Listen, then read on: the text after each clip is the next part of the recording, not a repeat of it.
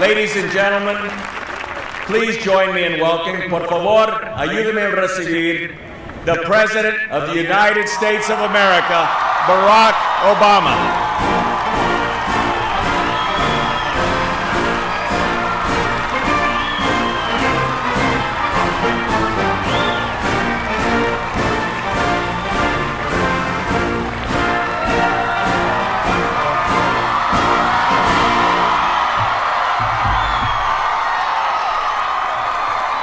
Good morning. Buenos días. Si se puede. Thank you. Thank you so much. Thank you, everybody. Thank you.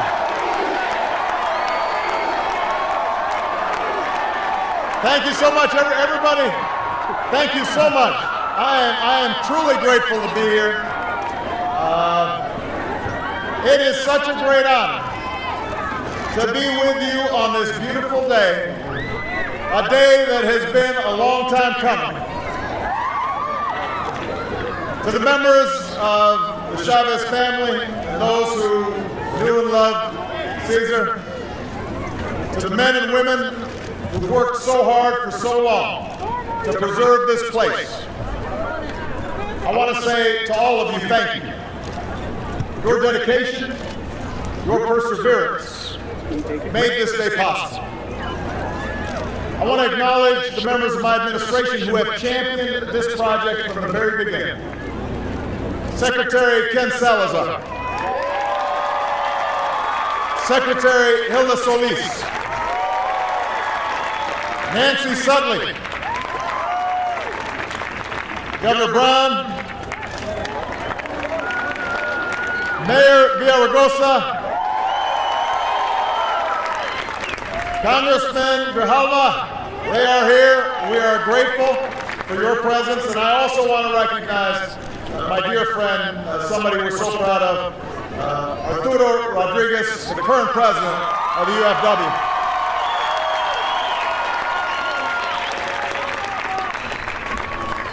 Most of all, I want to thank Helen Chavez.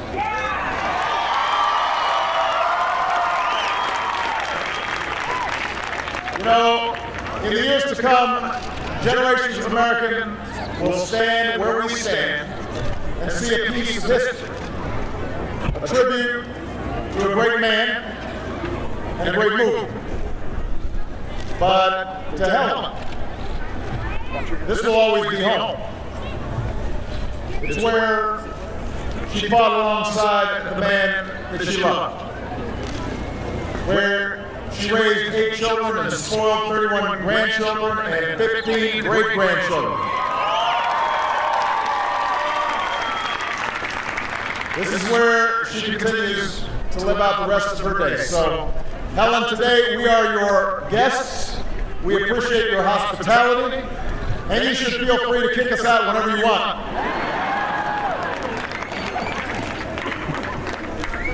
Today, La Paz joins a long line of national monuments, stretching from the Statue of Liberty to the Grand Canyon. Monuments that tell the story of who we are as Americans. It's a story of natural wonders and modern marvels, of fierce battles and quiet progress. But it's also a story of people, of determined, fearless, hopeful people who have always been willing to devote their lives to making this country a little more just and a little more free. One of those people lies here, beneath the rose garden at the foot of a hill he used to climb to watch the sunrise. So today we celebrate Cesar Chavez.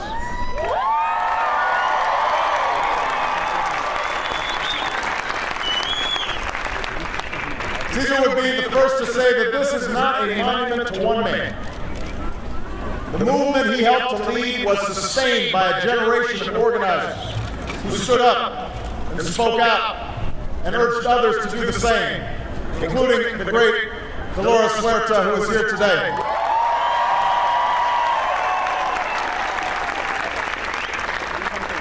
It drew strength from Americans of every race and every background who marched and boycotted together on behalf of La Causa.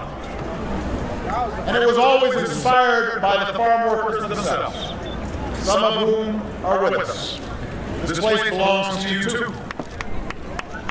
But the truth is, we would not be here if it weren't for Cesar. Growing up as the son of migrant workers who had lost their home in the Great Depression, Cesar wasn't easy on his parents.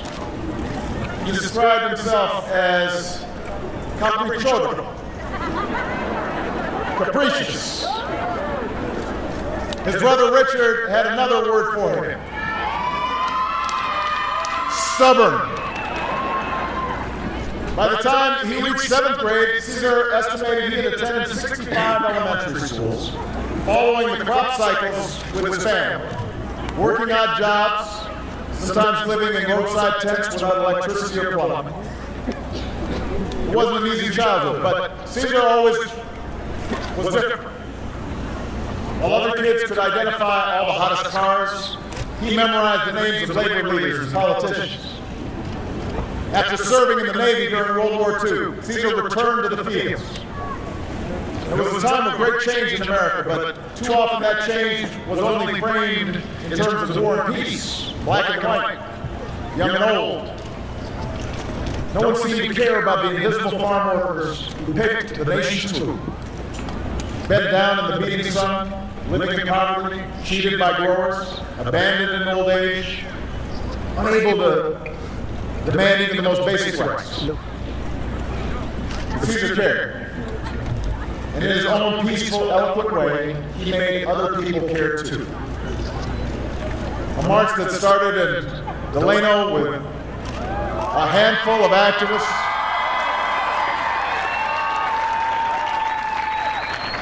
that march ended 300 miles away in Sacramento with a crowd of 10,000 strong.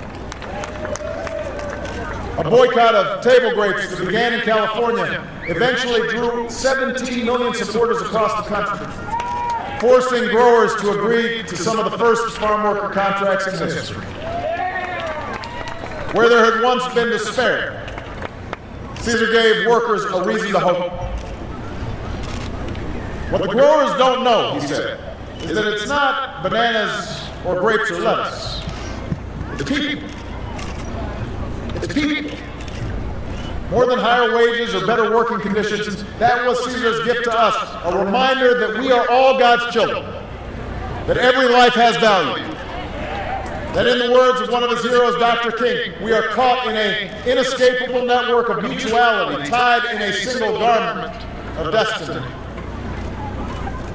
Caesar didn't believe in helping those who refused to help themselves, but he did believe that when someone who works 12 hours a day in the fields can earn enough to put food on the table, maybe save up enough to buy a home, that makes our community strong. That lifts up our entire economy.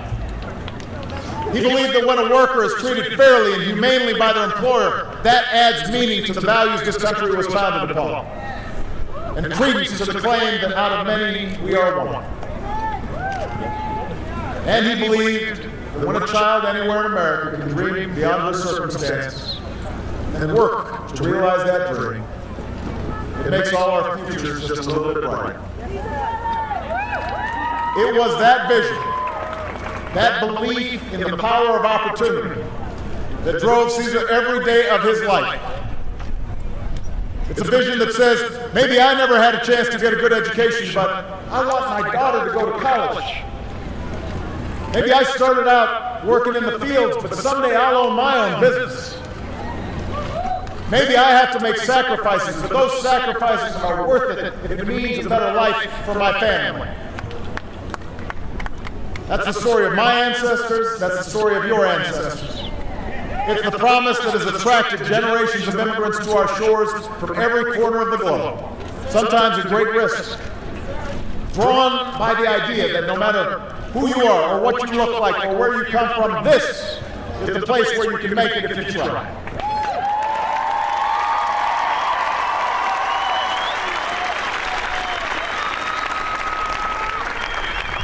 Today we have more work to do to fulfill that promise.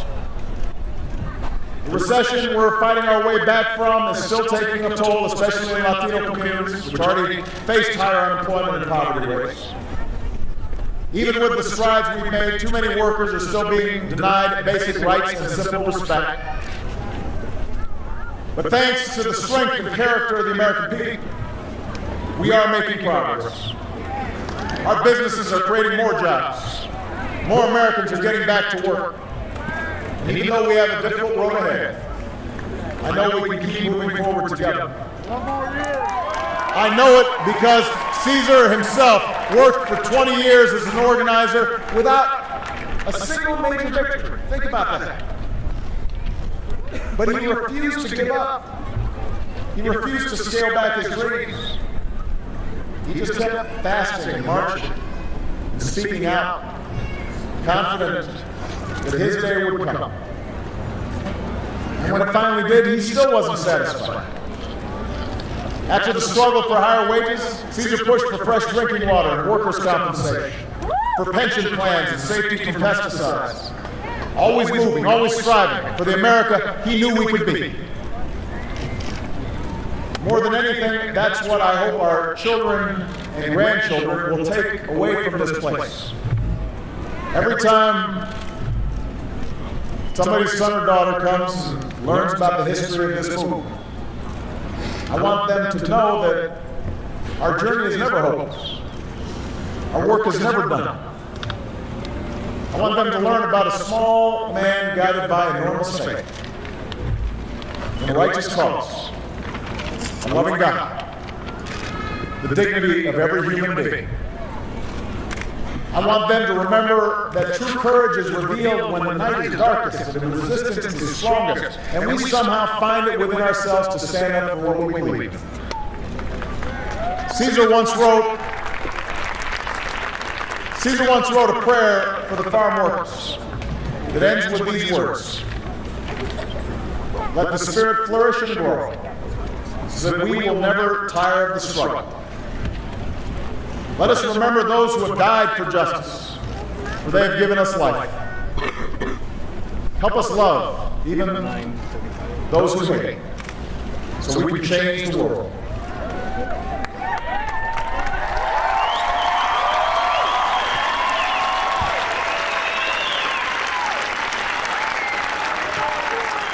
Our world is a better place because Cesar Chavez decided to change it. Let us honor his memory, but most importantly, let's live up to his example. Thank you. God bless you. God bless America. Si se puede. Si se puede. Si se puede. Thank you, everybody.